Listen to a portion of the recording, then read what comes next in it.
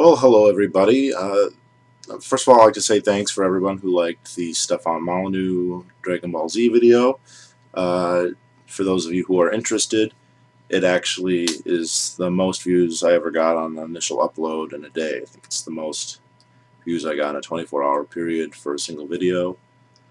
And that's neat. It's also a little perplexing of why a video that is ostensibly about two things: an interesting yet ultimately not that important YouTube philosopher, and I use the term loosely, and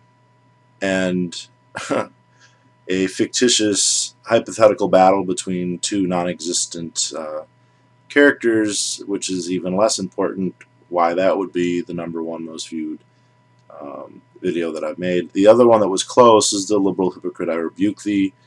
I really like that video. I think that's a good video. I like the content in that video. And yet the death battle video is beating it out. And that's interesting, and it's also going to be slightly related to this topic. So in the comments on that video, a couple things happened.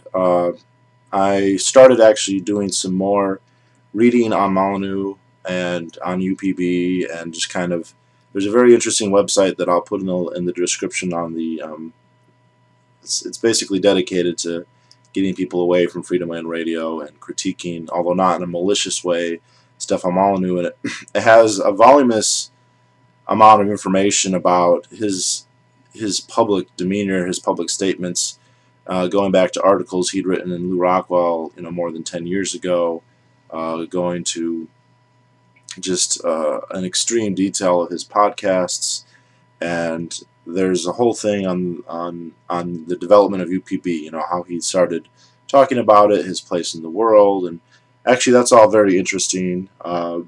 Again, I think a whole video could be made about status seeking and celebritarians and all that. That's something I alluded to in the Pork Fest video. I think Stefan Molyneux is a clear example of this.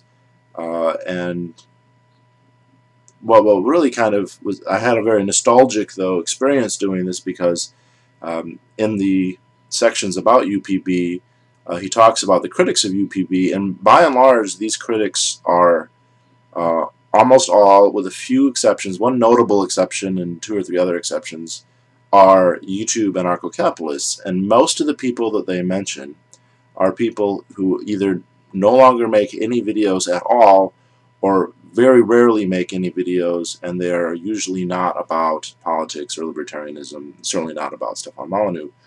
And some of these people I had almost completely forgotten about. Others I'm kind of, in the back of my mind, I'm always kind of lamenting their departure. And then, lo and behold, just within a few hours of this, one of my subscribers from the UK posted a comment asking if I would share my thoughts about why do so many libertarian anarchists, and he didn't specify, but I think I might as well narrow my argument to YouTube, although I think it could be generalized, fall silent after a time. And he offered he offered 3 possibilities, all of which I agree with, but I thought I'd share my thoughts on this, because it is kind of an interesting phenomenon. I don't think it's a phenomenon that is specific to libertarianism, although perhaps it's a bit more pronounced, and I think if it is, the reason is because of the type of person who becomes a libertarian. So if you look at, I'm gonna read off some names here of some YouTube libertarians, and some of you I'm sure are gonna know who these people are, and some of you I'm sure are going to have no idea who I'm talking about, and unfortunately you probably will never be able to appreciate these people, because a lot of them have deleted either all or most of their videos, and for the few that haven't, it might be difficult, even very difficult, to go back and watch them all. But let's see here. Kind of the archetypal person in my mind, because he was I think the very second person I ever subscribed to. I got YouTube, and for a little while I was not subscribing to anybody. I was not making comments. I was just watching certain people, and it became tricky because I had trouble remembering everybody I wanted to check out, or how to spell their name, or how to even navigate to find their channel. So I subscribed, and within the first day, I added the people that I was watching. And the first one is somebody who still occasionally, although very rarely, makes videos, and that's Neilcio, the Dutchman. He doesn't do a lot of vlogging type videos. He's made a lot of excellent content over the years. But again, he is somebody who makes far less than he used to, at least on YouTube. Another one, and I consider this kind of the quintessential example, is a user named Libertyisnotgiven. A guy named Eugene from Arkansas originally. I don't know if that's where he still lives. Libertyisnotgiven produced vlogs, but of, I would say, superb quality. These were very thorough and succinct videos covering all sorts of topics.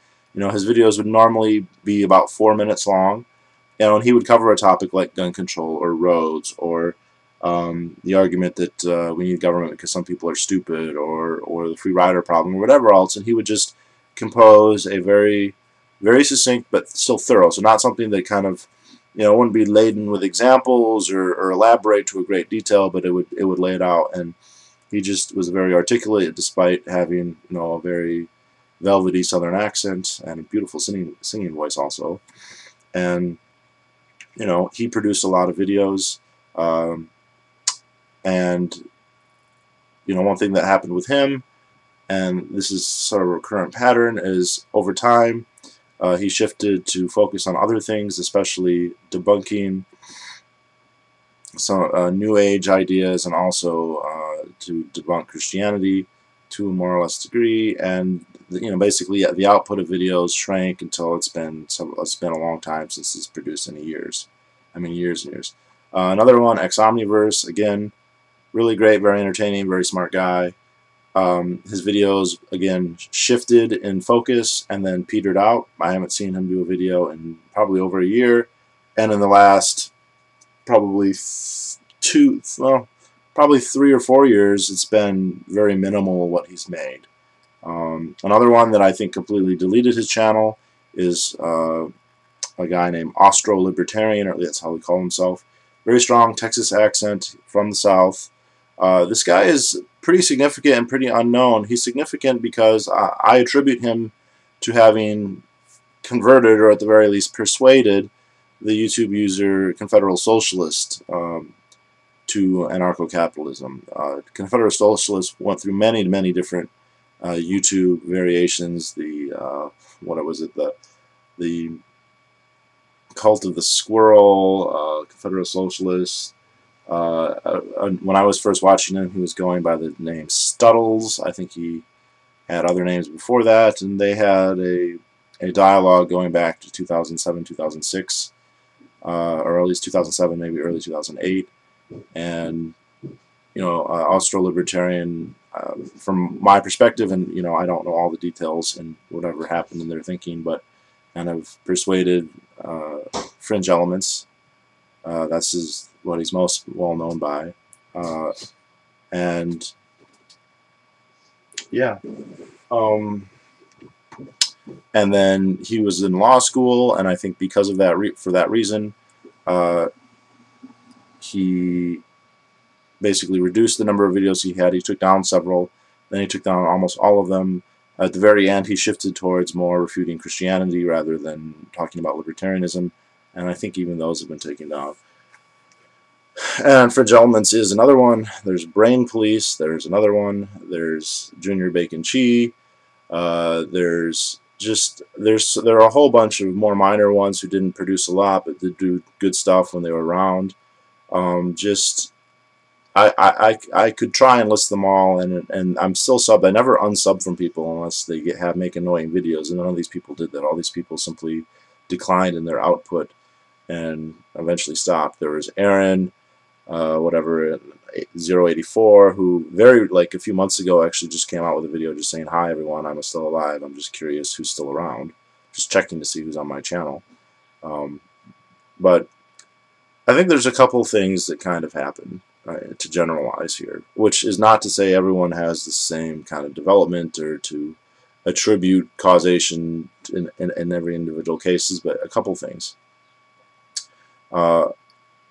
One is logistically, it becomes more difficult. If you're single, If you're a bachelor, if you're not working too hard, or you're not, and you don't have a job where it's likely to be harmful to you, it's much easier than if you get married, or if you have a kid, or if you're working full time, or whatever else. And there have been a couple people who have said, I'm getting married, I'm having children, and that's, my priorities. They're explicitly, my priorities are shifting for that reason.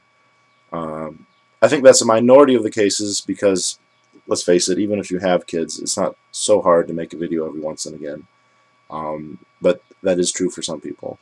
Another thing is frustration. I know at one point Libertyisnotgiven was asked, why he doesn't make videos, and he said basically because of all the reiterations of the same bad arguments that he had resolved in his own mind probably many years before, that he had addressed in videos, and yet he still gets asked about them. And I don't, for some reason, I don't get this problem so terribly. It's not ad nauseum, because just the traffic on my channel is low enough, and there's such a high degree of people don't come to my channel unless they're already pretty far along the libertarian path. So I'm not getting a lot of socialists or whatever. And I don't know. I don't control who watches my channel, but just the way it pops up in the searches, that's what happens. And so I'm not getting, other than with the Venus Project, this is the big exception.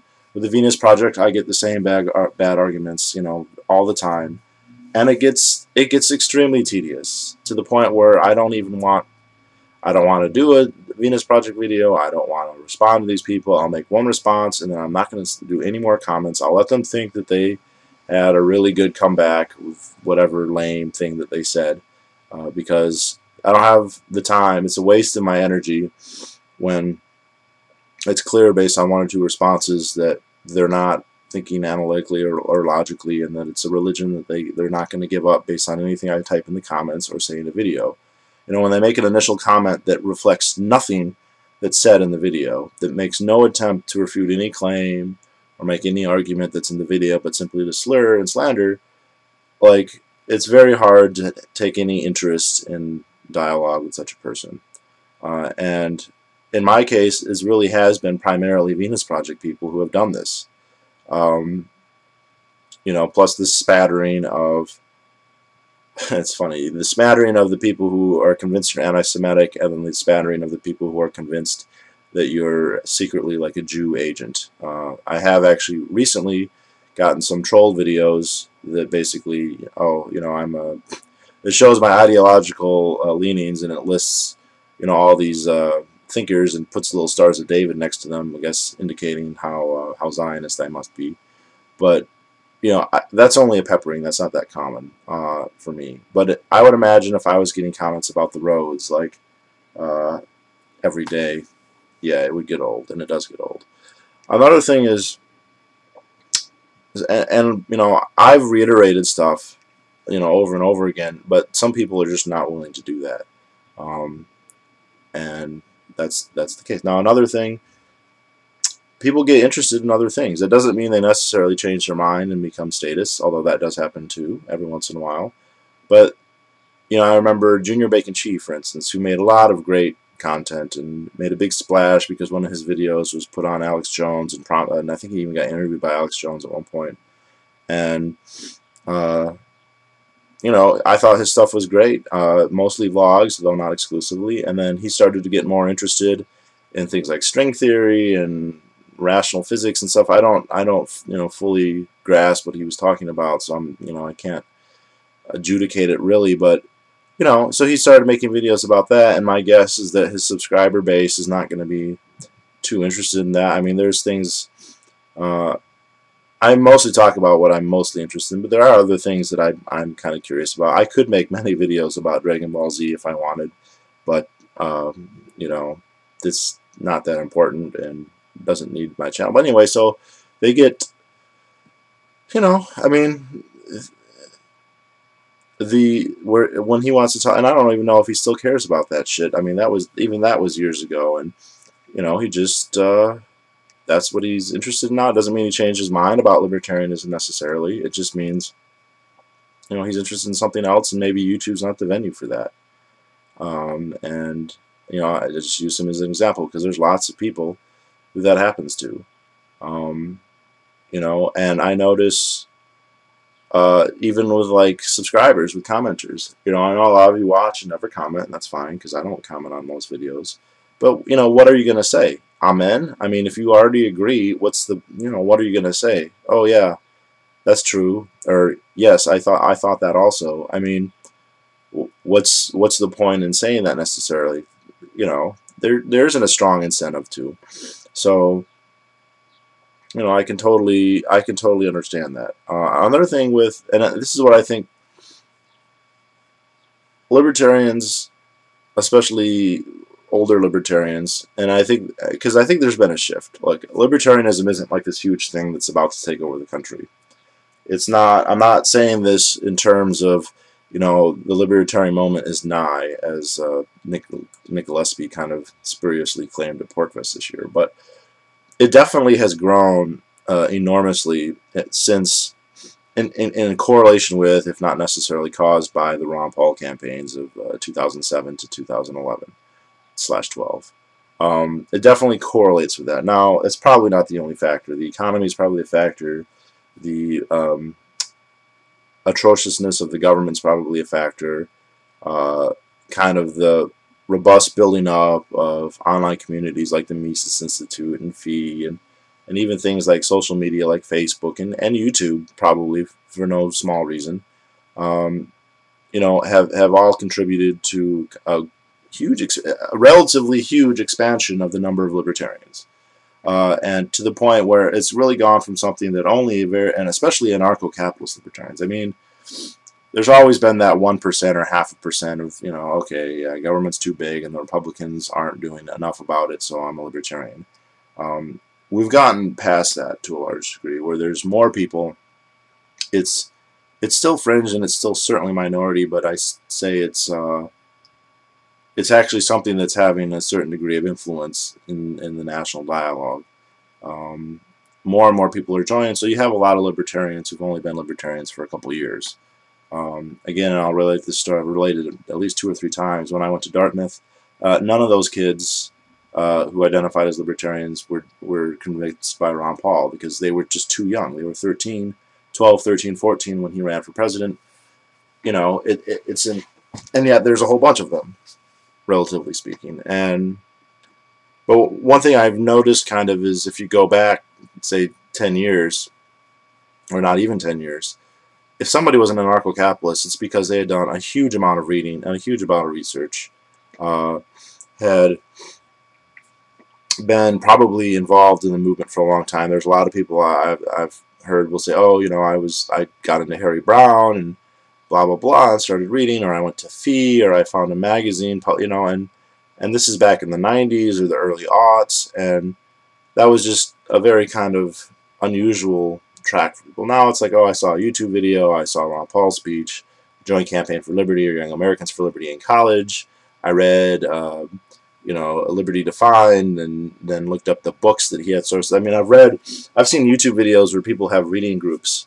They're in Campaign for Liberty, and like, well, we're going to read, you know, Liberty Defined, and then the reading in the book is explicitly telling you, go read Democracy, the God That Failed. Go read the Myth of the Rational Voter. Go read, you know, Man, Economy, State. Go read Human Action. Go read What Has Government Done to Our Money. Go read Economics in One Lesson. Go blah, blah, blah. Like, people can debate, like, I guess people can debate Ron Paul being an anarchist, but when he puts Crisis and Leviathan and all these books, and he's not just this footnote that you can ignore, it's in the text. You should read this. Like, you have to read that unless you just skip the page. And look, a lot of those people who did those things are anarchists now, or they've become much closer to that than they otherwise would be. But since the movement's grown, like, I think the average intellectual vigor has kind of gone down a little bit. And also, when people are who have really curious minds and who are really cerebral, like, they move on. They get tired of talking about the same stuff over and over again, and it's just like, you know what, I've already talked about the roads, I've already talked about, you know, the free rider problem, I've already debated gun control for God knows how long, and, you know, I'm just interested in other things now, and I'm not going to make videos anymore. And, you know, we're libertarians, that we can't fault them for that. They're not obligated to spread the message of liberty. There's another, YouTuber named Padraig from Scotland, and he took down, I believe, all of his videos, or nearly all of his videos. And I think it was a combination of work-related. He just didn't want it to come back and bite him. And he's like, I cannot afford to dedicate my life to advancing libertarianism. Yes, it's cool. Yes, I agree with it. Yes, I hope it happens. No, I'm not going to, move to New Hampshire from Scotland or quit my good job or do any of these other things that are going to, because A, the chances that they make any difference are pretty small, and B, they'd be very expensive for him to do. And so, like, how can you argue against that? Now, making a YouTube video is a little bit less risky than that, but it's becoming harder and harder to disassociate your online persona from your real life. And strictly speaking, I think talking about libertarianism and anarcho-capitalism is legal and not something that is necessarily a problem. It is something that could have a visceral negative reaction from some people, and if they were your coworkers or your bosses or whatever, your employers, yeah, it definitely could be something that you would just assume not happen. And I have had people message that just recently on one of the videos they said something to the effect of, I like your videos, I totally agree, I can't do videos like that because of my job, because I'm worried, not that it's illegal or anything, but just that it will bring heat that I don't want to have happen. So there's that. Let's see, boredom. They get they just get tired of it. Logistic reasons. I do feel like, for me, I mean, it's the same for me. I mean, there was a time when I was unemployed and kind of a budding newer anarchist, that I would watch almost everything on my YouTube feed. And it just got to the point where, like, I've seen Adam Kokesh. I used to watch every single Mises Media lecture, and now it's like they give the same lectures, by and large, not 100%, but by and large, over and over and over and over and over and over and over and over and over again. And there is a reason for that. That's not necessarily bad, because there's always new people who haven't heard these things yet. There's always new people who they've never heard a Mises Media lecture. They've never heard about the roads. They've never heard, they haven't heard these arguments. So putting them out there again isn't bad or redundant necessarily, but for those of people who have already familiarized themselves with it, it's absolutely atrociously boring. And I'm not going to spend 20 minutes to watch,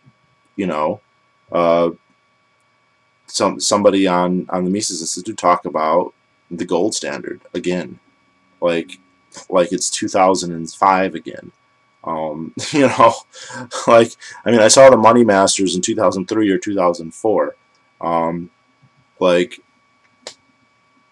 been there, done that, and yeah, I'm still subscribed in case something good comes out.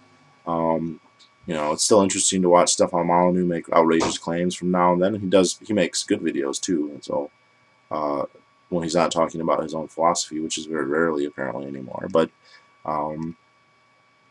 yeah, people. I remember one of my subscribers, you'll know who you are, from Australia, posting one time, and this would have been years ago, almost a year ago, on Reddit, just saying, I'm just getting tired of the same stuff over and over again.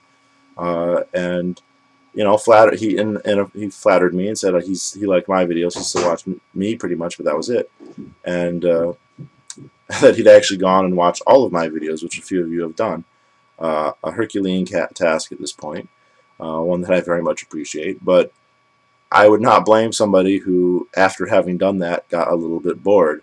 I do tend to reiterate things, not all the time, but enough. I was surprised when I did that video about what happened to me in college with my professor. Somebody put right in the comments, you have related that, in bits and pieces throughout the entire thing. And in the Stefan Molyneux Reddit thread, there were people, the one about the Goku death battle, there were people like, oh, here's another funny moment. And it's interesting that, they were calling this minutia from years ago. And that's flattering, but it's also, I'm like, it's hard to imagine that somebody with that degree of familiarity wouldn't start to get bored. So, at least a little bit. I mean, I don't read strictly anarcho-capitalist books. I read a lot of history, and I'm always trying to incorporate in that into here. And I think that, in an odd way, kind of adds a certain degree of freshness because it's not all purely theoretical. But in terms of theory, it's not that much originality. I would also say I enjoy doing this. It's nice to know people find what I have to say interesting and are willing to listen. And in my case, and this is kind of sad to say, but it's been sort of an outlet that was otherwise lacking. My job is kind of, it hasn't destroyed, but it's handicapped my socializing to a huge degree. And this has sort of been a continuity that I've been able to maintain even when I've moved to different states, even when I'm working in different states, even when, it's for me, it's a little bit of a social crutch. Again, not to say that I don't have friends or that I don't socialize normally, but since college, like, I've been all over the place and it's been very hectic. And so for me, it's been added. I enjoy discussing these ideas. I enjoy relaying. I consider history basically like a lot of narratives. I like to relay narratives.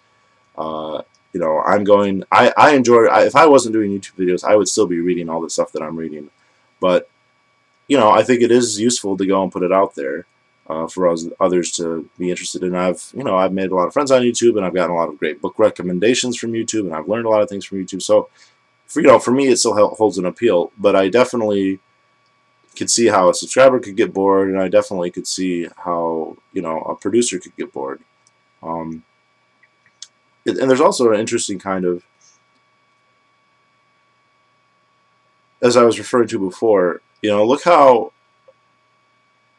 the Molyneux death battle video, it's interesting because that's very esoteric. Not many people know who Stefan Molyneux is, and though Superman and Goku are pretty ubiquitous, having a debate about who would win in a fight is very esoteric nerddom. And combining those two topics, you're talking about a pretty narrow audience, really, compared to the one that's out there. But it's interesting because to have like a really wide appeal, you basically have to cut towards the lowest denominator. You have to make something that's really short, a couple minutes. And how many of you would want to watch a video that's 4 minutes long? That doesn't go into detail, that doesn't elaborate.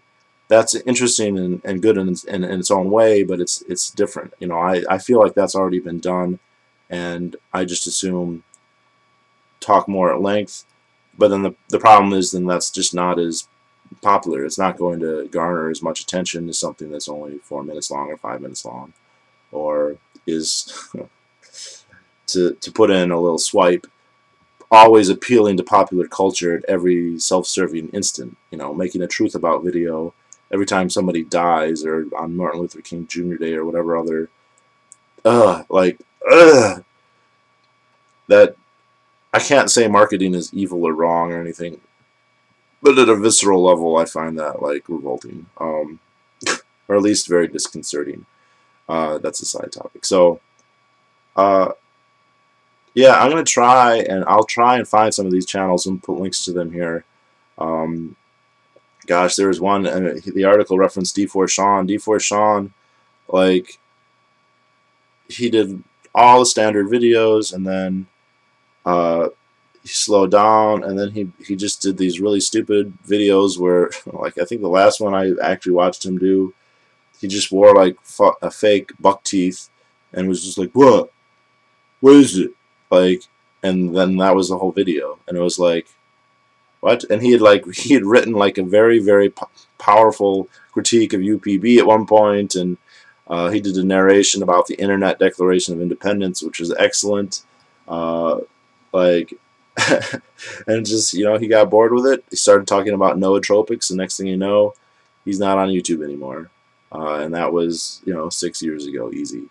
So, yeah, I'll try and put some links in the description of some of these guys. Some of you have been around. Black Acid Lizard, you seem to watch a lot, and I know you've been around since the very beginning.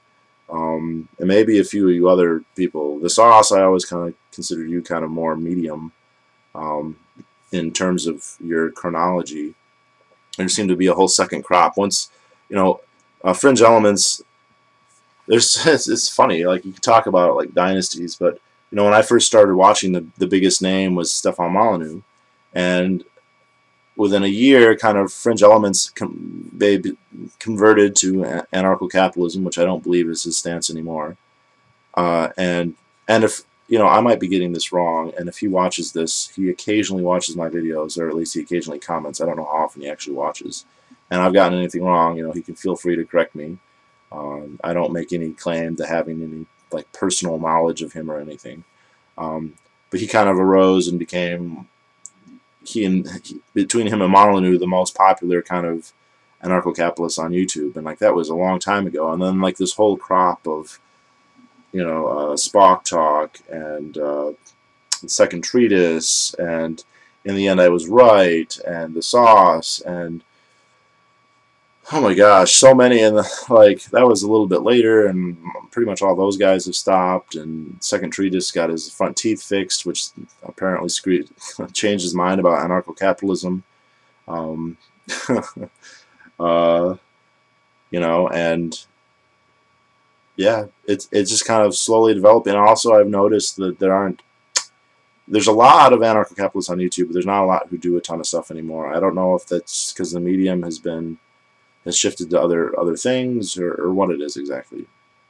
Because I don't see kind of the quintessential vlog style. There's I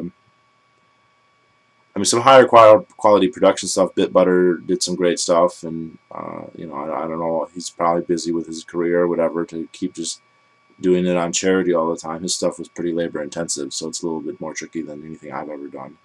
You know, and I don't know, it's just kind of like a life process that we go through, and it's funny because it really does, in most cases, kind of sink off the radar.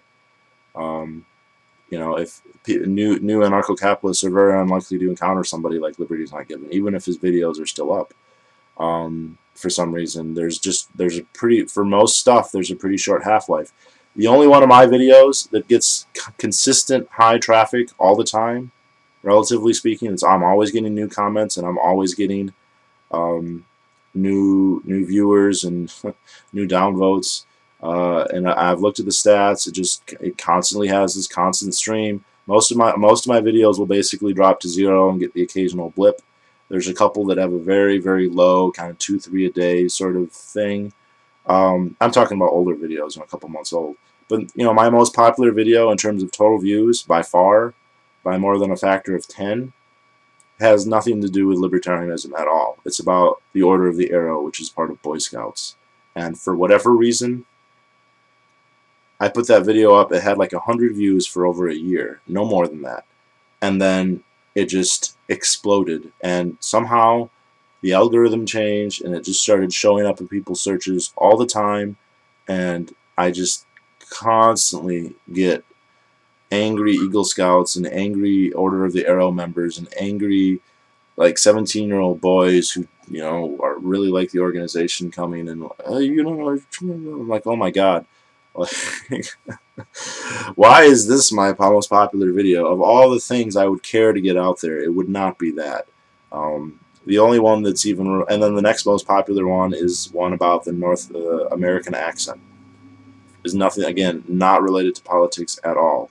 And the only one that kind of trends pretty well and gets bumps now and then is the Stefan Molyneux video, because that's been posted in some anti-Stefan Molyneux websites. You know, so it gets a certain amount of traffic. But in terms of my other libertarian videos, they tend to basically just, they get an initial peak, and then they'll go to a very low ebb of 0 or close to 0 most of the time. And so these older guys, their stuff, if it's still out there, like very few people encounter it. Largely because a lot of it's gone. I'm sure some of these guys have just gone through, and sometimes they'll come and they'll say, hey, I don't know why you would take down your channel if you don't agree with it anymore. I mean, there was a guy, Safner, his name was, I'll just say his name was Ryan Safner, but he had a channel called Safnerism, and you know, really good stuff, really good economics, And I remember at one point he held up Man, Economy, and State, and he's like, "This is my Bible. This is what I believe." Blah blah blah blah blah. And now he's at George Mason, and he took down almost all of his videos, except for a couple. And he's just said, "I kind of, I'm still libertarian and everything, but he's kind of changed, and he's not such a strict Rothbardian anymore." And he'll admit that it's influential, but it's not 100%.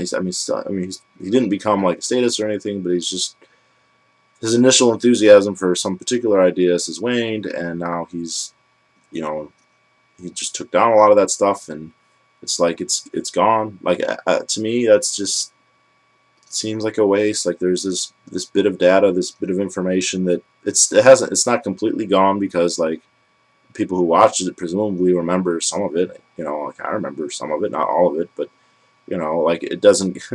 Even if it's faulty or whatever, it's still like information that shows someone's ideological, genealogy, which is in itself actually a valuable and interesting thing to know. But yeah, so it just disappears, and some of this stuff was golden. Liberty is not given, AustroLibertarian, even Brain Police. I know there are a lot of people who don't like Brain Police, and I can see why. He's many flaws, but like he did a lot of really good stuff. Neil CO did good stuff. He still does when he does it, and like he's married, he doesn't want to, he's moved around the world. Like I understand, like things change, and you don't want to put yourself out there that much anymore, and that's fine. It's just it does feel a little weird. You feel kind of old too. The only one who's like going strong, even stronger all the time, and this sounds terrible, is Stefan Molyneux. Like he's one of the originals, and like if you look at his history though, like he's been playing hardball from the beginning. He has been out here to become like the philosophy messiah of the universe, and that's been his goal from day one, and he has pursued it. Not flawlessly by any means. I think he's made some huge mistakes in that regard, but he's intelligent enough and dedicated enough that he's definitely borne results, and he puts all other anarcho-capitalists on YouTube to shame, probably all of them put together. There was a period 6 or 7 years ago where he competed, you could argue that Fringe Elements competed with him. That period is long since passed. There's absolutely zero comparison in their influence, or certainly their number of views. And that's because that is what he's going for. That is his end. It's not an interesting topic that he likes to delve into. That is it. That is Stefan Molyneux's life, and he lives it to the fullest, I guess. So anyway, rambling. Sorry, that's just kind of how I am. But yeah, I just thought I'd answer that. Also, I'm gonna leave for work tomorrow, or actually the next day, Sunday. So I'm actually going to upload a couple videos today just so that I can get them out there, because I will not be able to upload any once I'm gone, or very few. I'll probably be gone another month. So that'll be fun, and I'll talk to you all later.